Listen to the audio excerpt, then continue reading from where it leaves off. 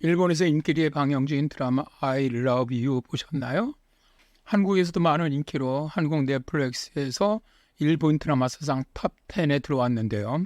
특별한 능력을 가진 30대 일본 여성이 한국 남자의 사랑에 빠지는 로맨틱 판타지 장르죠. 한국 남자의 매력을 강조하고요.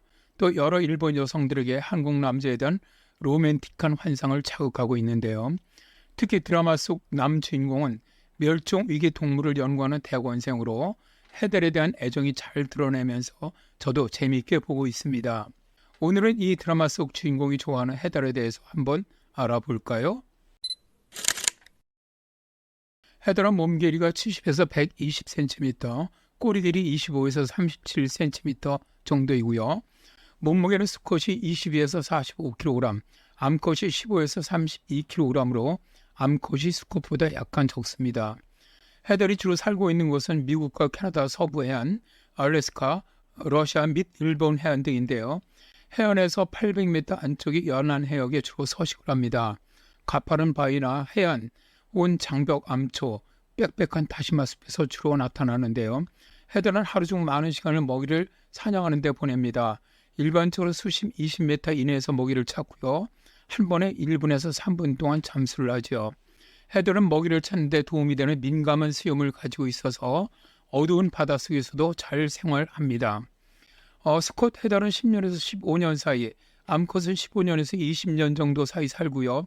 동명기간은 없고 1년 내내 활동을 합니다. 그리고 새끼는 한 마리만 기릅니다. 해수 온도가 2도에서 16도 사이의 차가운 바다를 좋아하기 때문에 주로 한류의 영향을 받는 곳에 서식을 하지요. 해양 포유류 중 가장 작은 해달은 차가운 바닷물에서 체온을 유지하기에 많이 먹는 대식가입니다. 최고의 먹방러라고 할 수가 있죠. 통상 자기 몸무게의 25에서 30%를 먹고 먹이를 에너지로 전환하는데요. 성인 수컷 해달은 하루에 최대 6.8kg의 음식을 먹을 수가 있습니다. 먹이가 풍부할 때 대부분의 해달은 전복과 붉은 성게와 같은 에너지가 풍부한 먹이를 먹는데요. 먹이가 부족해지면 홍합, 조개와 바다달팽이, 게를 먹기도 하죠. 그런데 재미있는 것은 해달은 어미로부터 사냥을 배우기 때문에 해달 개체마다 사냥 기술이나 좋아하는 음식이 다르다고 하네요. 해달의 강력한 앞발 아래에는 먹이를 찾는 동안 수집한 먹이를 보관할 수 있는 주머니가 있고요. 또 해달은 앞발 사이에 큰 돌을 가지고 다니는데 조개 껍데기를 깨는 데 사용합니다. 해달이 바다 위에 떠서 자기 가슴을 식탁 삼아 한 조각씩 먹이를 꺼내 돌로 조개를 깨먹는 것을 보면 정말 귀엽습니다.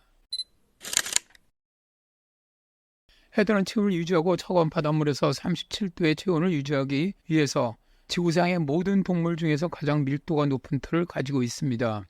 해달은 가로 세로 2.54cm의 면적에 100만 개 정도의 털을 가지고 있는데요.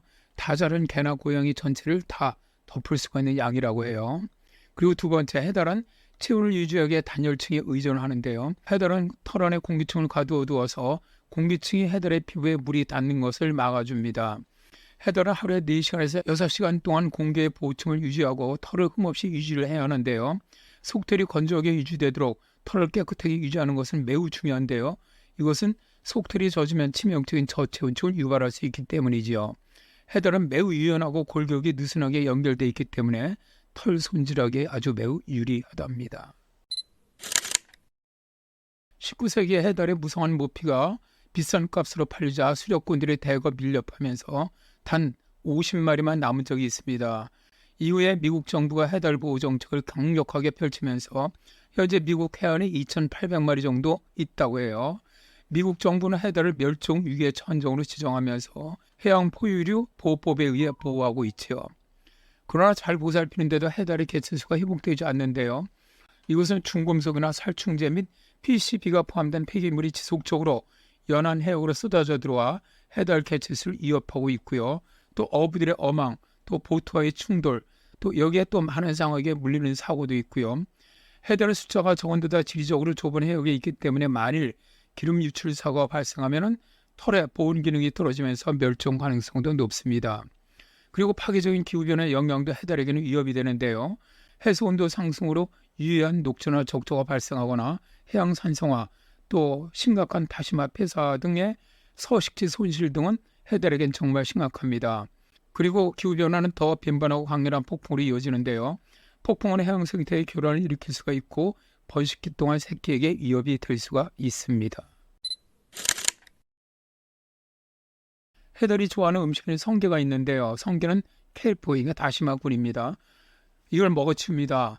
그런데 해달이 활발하게 활동을 하면은 성게는 바위 틈새에 숨어 다시마 찌꺼기와 바위에서 자라는 조류를 먹고 사는데요. 그런데 해달이 없어지면 대담해진 성게가 다시마 숲을 먹어치워서 해안 생태계를 완전히 파괴해버립니다. 19세기 해달이 사라졌을 때 미국 해안 생태계가 성게로 인해 다시마 숲이 사라지면서 황폐화된 적이 있었지요. 자, 해달은 다시마 숲에서 먹이를 찾고요. 다시마를 몸에 감아 해류에 떠내려가지 않게 하는 등 도움을 받죠. 또 해달이 다시마 숲을 보호해주는 덕으로 연안 생태계는 건강해지고 인류는 이들의 도움을 받게 됩니다. 왜냐하면 다시마 숲이 왕성하게 자라면 광합성을 통해 이산화탄소를 빨아들이는 역할을 하기 때문이죠. 해양연구팀은 해달 개체군이 있는 지역과 없는 지역의 다시마 숲을 샘플링해서 다양한 지역에서 바이오매스의 무게를 결정을 해봤는데요.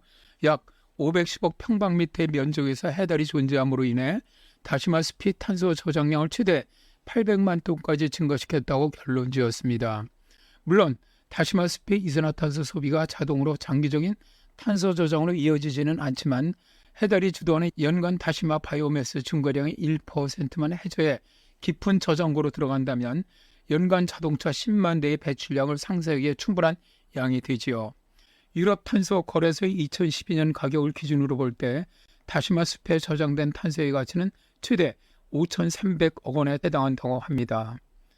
해달을 보호하면 인류는 그만큼 많은 보너스를 받을 수 있다는 말이죠.